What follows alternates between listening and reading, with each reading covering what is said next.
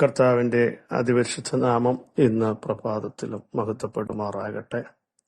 എല്ലാ സഹോദരങ്ങൾക്കും പൈഗംബർ യേശു ക്രിസ്തുവിന്റെ അനുഗ്രഹീത നാമത്തിൽ ക്രിസ്തീയ വന്ദനത്തെ അറിയിക്കുന്നു. ഓരോ ദിവസവും നമുക്ക് വേണ്ടി കരുതുന്ന, കാക്കുന്ന സർവശക്തനായ കർത്താവിന് നന്ദി നിറഞ്ഞ ഹൃദയത്തോടെ സ്തോത്രം ചെയ്യാം. നമ്മുടെ കാൽ വഴുതുന്നു എന്ന് ചിന്തിക്കുമ്പോൾ നമ്മെ പിടിക്കുന്ന ഒരു കരമുണ്ട്, ജീവനോടെ കാക്കുന്ന ഒരു കരമുണ്ട്. ഞാനാകുന്നവൻ ഞാനാകുന്നു എന്ന് പറഞ്ഞ് എനിക്ക് കഴിയാത്ത വല്ല കാര്യമുണ്ടോ ഞാൻ പ്രവർത്തിക്കും, ആര് തടുക്കും? എന്റെ കൈ നീട്ടിയിരിക്കുന്നു, അത് മടക്കുന്നവനാര്? ഞാൻ നിർണയിച്ചിരിക്കുന്നു, അത് ദുർബലമാക്കുന്നവനാര് എന്ന് പറഞ്ഞ് നമ്മെ പുറത്തു കൊണ്ടുവരുന്ന സർവശക്തിയുള്ള ദൈവത്തിന് നന്ദിയോടെ നമുക്ക് സ്തോത്രം ചെയ്യാം. സഹോദരങ്ങളെ, പ്രയാണത്തിൽ ചൂടുണ്ട്, പക്ഷേ തന്റെ ജനത്തിനു വേണ്ടി പകൽ മേഘസ്തംഭമായി രാത്രിയിൽ അഗ്നിത്തൂണായി ഇറങ്ങി വന്ന ഒരു ദൈവമുണ്ട്. അവർക്ക് മുമ്പേ വഴി കാണിക്കേണ്ടതിന് ദൈവം മുമ്പ് പുറപ്പെട്ടു. അങ്ങനെയെങ്കിൽ വഴിയില്ലാത്തതാണ് മരുഭൂമി. ഇതിലെ പോകണമെന്ന് മനുഷ്യമായിട്ട് ആർക്കും അറിയില്ല. വഴി കാണിക്കേണ്ടതിന് മുമ്പേ പുറപ്പെടുന്ന ഒരു ദൈവമുണ്ട്. വഴി ഇതാകുന്നു, ഇതിലെ പൊയ്ക്കൊള്ളുക എന്നുള്ള ആ ശ്രേഷ്ഠ ശബ്ദം ഇന്നും നമ്മളെ അവിടുന്ന് കേൾപ്പിക്കുന്നതിനായി സ്തോത്രം ചെയ്യാം. വിശ്വാസത്താൽ നമുക്ക് നിൽക്കാം. എന്റെ നീതിമാൻ വിശ്വാസത്താൽ ജീവിക്കുമെന്ന് എല്ലാ ദിവസവും പ്രഖ്യാപനം ചെയ്ത് മുൻപോട്ട് പോകാൻ തയ്യാറാവണം. വിളിച്ചവൻ സർവശക്തനാണ്, സർവജ്ഞാനിയാണ്, സർവവ്യാപിയാണ്, ബലം കൽപ്പിക്കുന്നവനാണ്. ബലഹീനതയിൽ തികഞ്ഞു വരുന്ന ദൈവശക്തിക്കായി ഇന്നും നമുക്ക് സ്തോത്രം ചെയ്യാം. നന്മയല്ലാതെ ഒരു തിന്മയും അവിടുന്ന് ചെയ്തിട്ടില്ല, ചെയ്യത്തുമില്ല. ദൈവത്തെ സ്നേഹിക്കുന്നവർക്ക് നിർണയപ്രകാരം വിളിക്കപ്പെട്ടവർക്ക് തന്നെ, അവർക്ക് തന്നെ സകലവും നന്മയ്ക്കായി കൂടി വ്യാപരിപ്പിക്കുന്ന സർവശക്തിയുള്ള ദൈവത്തെയാണല്ലോ നാം സേവിക്കുന്നത്. ആ ദൈവത്തിന്റെ മുമ്പാകെ നമുക്ക് സമർപ്പിക്കാം. അവിടുന്ന് നല്ലവനല്ലോ, അവിടുത്തെ ദയനേക്കുമുള്ളതെന്ന് ഓരോ ഭക്തന്മാരും വിളിച്ചു പറയട്ടെ. ഭക്തന്മാരായ ചെറിയവരും വലിയവരും ഒരുപോലെ പറയേണ്ടത് അവിടുന്ന് നല്ലവനല്ലോ. അവിടുത്തെ ദയ ഒരു ദിവസമല്ല, നിരന്തരമാണ്, എന്നും എന്നേക്കുമുള്ളതാണ്.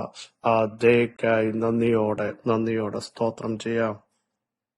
സാക്ഷ്യവാക്യം 29:25 മനുഷ്യഭയം ഒരു കെണിയാണ്, യഹോവയിൽ ആശ്രയിക്കുന്നവനോ രക്ഷ പ്രാപിക്കും. ഇവിടെ വ്യക്തമായി പറയുന്നു,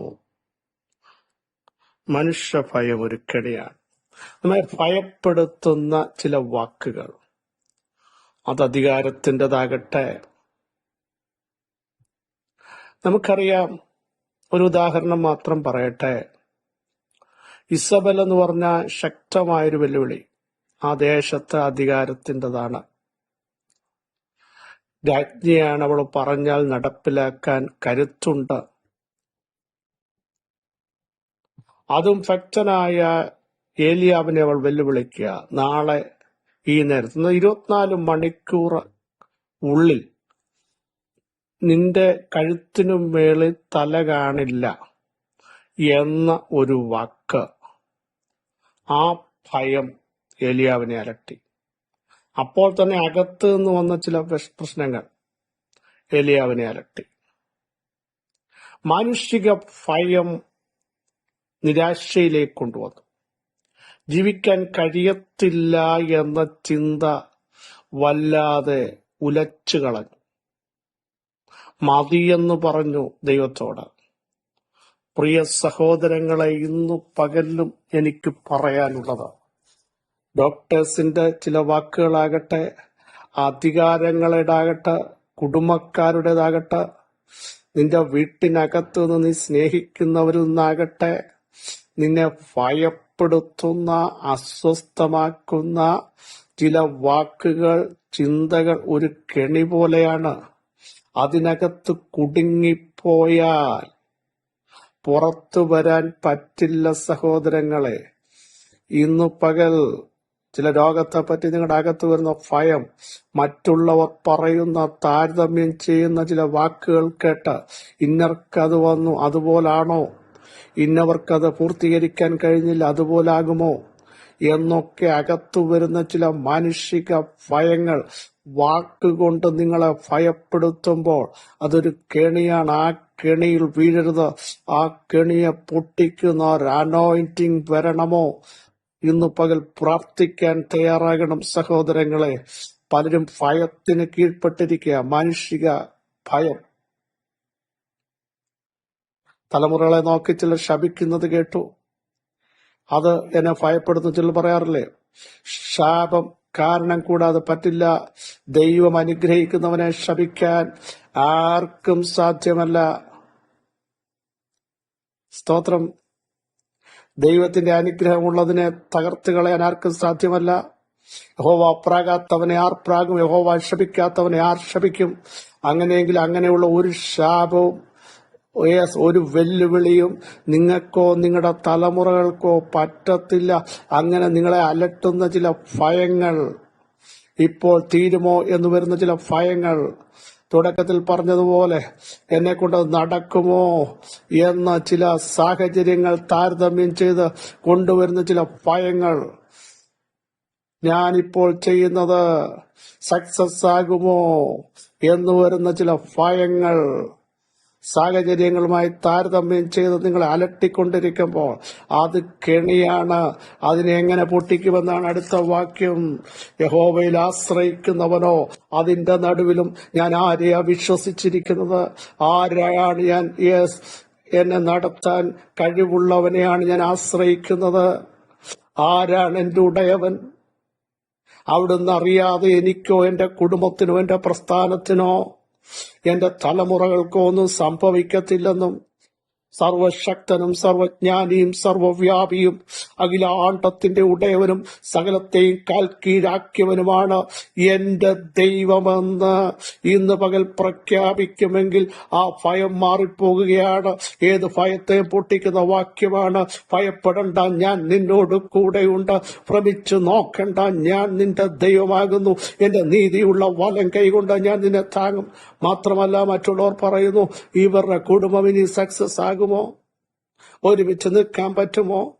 പലരും പറയുന്ന ചില അഭിപ്രായങ്ങൾ നിങ്ങളെ വേദനിപ്പിക്കുക മാത്രമല്ല, അത് ഭയമായി നിങ്ങളെ കീഴ്പ്പെടുത്തിക്കൊണ്ട് വിളിച്ചു പറ, ഞങ്ങൾ ഒരുമിച്ച് നിൽക്കും, ഞങ്ങളുടെ തലമുറകൾ ഒരുമിച്ച് നിൽക്കും, ഞങ്ങളുടെ തലമുറകൾ പുറത്തു വരും. ലോകത്തിന്റെ ചില ഭയത്തിന്റെ വാക്കുകൾ ഇന്ന് പോൽ മാറ്റിവെച്ചിട്ട് യഹോവയിൽ ആശ്രയിക്കുന്നവനോ രക്ഷ പ്രാപിക്കും, അവൻ വിടുതൽ പ്രാപിക്കും, അവൻ സൗഖ്യം പ്രാപിക്കും, അവൻ ദൈവപ്രവർത്തി കാണും, അവന്റെ തലമുറകൾ നിലനിൽക്കും, അവന്റെ ശരീരത്തിന്മേൽ ദൈവ സാന്നിധ്യം ഇറങ്ങും. സ്തോത്രം ചെയ്യാമോ? ഈ വചനത്തിന്റെ ശക്തി ആഴമായി ചിലടത്ത് എന്ന് പറയുന്നു. മാനുഷിക ഭയം, ഭയം, ഭയം, മാനുഷികമായി വരുന്ന ചില നിന്ദകൾ. അതുകൊണ്ട് ആ തിരുവഴുത്ത്, നിങ്ങൾ മനുഷ്യരുടെ നിന്ദയെ ഭയപ്പെടുന്നത്, നിന്ദിക്കുമ്പോൾ ഭയപ്പെടുന്നു, ഒതുക്കപ്പെടുന്നു ചിലർ. തിരുവഴുത്ത് അങ്ങനെ പറ, മാനുഷിക നിന്ദയെ നിങ്ങൾ ഭയപ്പെടരുത്. ചില നിന്ദകളുടെ വാക്കുകൾ കൂരമ്പുകൾ പോലെ നിങ്ങളെ സ്വാധീനിച്ചിട്ടുണ്ട്. അത് മുറിവാണ്, ഉണങ്ങാൻ പറ്റുന്നില്ല. പക്ഷെ യഹോവയിൽ ആശ്രയിക്കൂ. യഹോവയിൽ ആശ്രയിക്കുന്നവർ കുലുങ്ങത്തില്ല, അവർ ശക്തരായി നിൽക്കും, അവർ ആത്മാവിൽ മൂവ് ചെയ്യും, ഒരു ശക്തിക്കും അവരെ കീഴ്പ്പെടുത്തില്ല. സഹോദരന്മാരിൽ വന്ന ചില ഭയങ്ങൾ, ഭയത്തിന്റെ ശക്തികൾ കൂടപ്പുറപ്പിൽ നിന്നാകട്ടെ, കുടുംബക്കാരിൽ നിന്നാകട്ടെ, തുടക്കത്തിൽ പറഞ്ഞ ദേശത്തിൽ നിന്നാകട്ടെ, ചിലത് കണ്ട് ഭയപ്പെട്ട പ്രിയപ്പെട്ടവരെ കാണിക്കുന്ന ദൈവാത്മാവ്, ഭയപ്പെടണ്ട, ഞാൻ നിന്നോട് കൂടെയുണ്ട്, ഞാൻ നിന്റെ ദൈവമാ, ഞാൻ നിന്റെ വലം കൈക്ക് പിടിച്ചിട്ടുണ്ട് എന്ന് പറയുന്ന ശബ്ദം ഇന്ന് പകൽ ഏറ്റെടുക്കുമെങ്കിൽ ചില കെണികൾ പൊട്ടുകയാണ്, ജനം പുറത്തു വരികയാണ്, നിങ്ങളുടെ സന്തതികൾ പുറത്തു വരികയാണ്. പ്രാർത്ഥിക്കാൻ കഴിയാതെ, ആരാധിക്കാൻ കഴിയാതെ, ഭയത്തിന് കീഴ്പ്പെട്ട, നിരാശയ്ക്ക് കീഴ്പ്പെട്ടിരിക്കുന്ന ചിലരെ പരിശുദ്ധാത്മാവ് ഇന്ന് പകൽ പുറത്തു കൊണ്ടുവരുന്നു, പുറപ്പെടുവിക്കുന്നു. യേശുവിന്റെ നാമത്തിൽ വിടുതൽ സംഭവിക്കുന്നു. സർവശക്തിയുള്ള ഞങ്ങളുടെ ദൈവമേ, സ്വർഗത്തിലും ഭൂമിയിലും സകലവിധ അധികാരവും ലഭിച്ച വാഴ്ത്തപ്പെട്ട കർത്താവേ, ഈ വചനത്തിന്റെ ശക്തി ജനത്തിന്റെ മേൽ വ്യാപരിക്കുന്നതിന് സ്തോത്രം. മാനുഷിക ഭയം, നിരാശകൾ, നിന്ദകളുടെ ഭയങ്ങൾ ജനത്തെ അലട്ടിക്കൊണ്ടിരിക്കുമ്പോൾ കർത്താവ് യേശു ക്രിസ്തുവിൽ ആശ്രയിക്കുന്ന തന്റെ ജനം രക്ഷ പ്രാപിക്കും, ഉറച്ചു നിൽക്കും. ദൈവത്തെ അറിയുന്ന ജനം ഉറച്ചു നിന്ന് വീര്യം പ്രവർത്തിക്കും. യഹോവയിൽ ആശ്രയിക്കുന്നവൻ രക്ഷ പ്രാപിക്കും, അവൻ തകരത്തില്ല.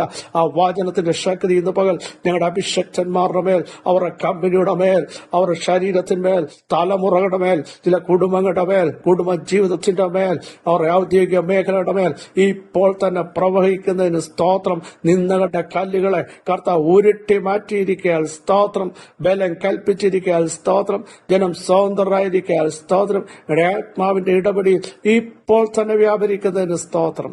കൃപ നാർപ്പോടെ ഞങ്ങൾ ആണിക്കല്ല് കയറ്റുന്നു. ചിലത് സമഭൂമി, ചില ഭയത്തിന്റെ ശക്തികൾ ഇടിഞ്ഞ് തകർന്നതിന് സ്തോത്രം. ജനം സ്വതന്ത്രരായതിന് സ്തോത്രം. സകല മഹത്വം യേശുവിൻ നാമത്തിൽ തന്നെ ആമേൻ. മാനുഷിക ഭയം കെണിയാണ്. യഹോവയിൽ ആശ്രയിച്ച് നന്മ ചെയ്ത് ദേശത്ത് പാർക്കൂ, വിശ്വസ്തരായി നിൽക്കൂ. ദൈവം നിങ്ങളെ സഹായിക്കും. ഈ വചനങ്ങളാൽ അവിടെ സഹായിക്കട്ടെ. ക്രിസ്തുവിൽ നിങ്ങളുടെ സഹോദരൻ പ്രസിപ്പിച്ചു മാറ്റും.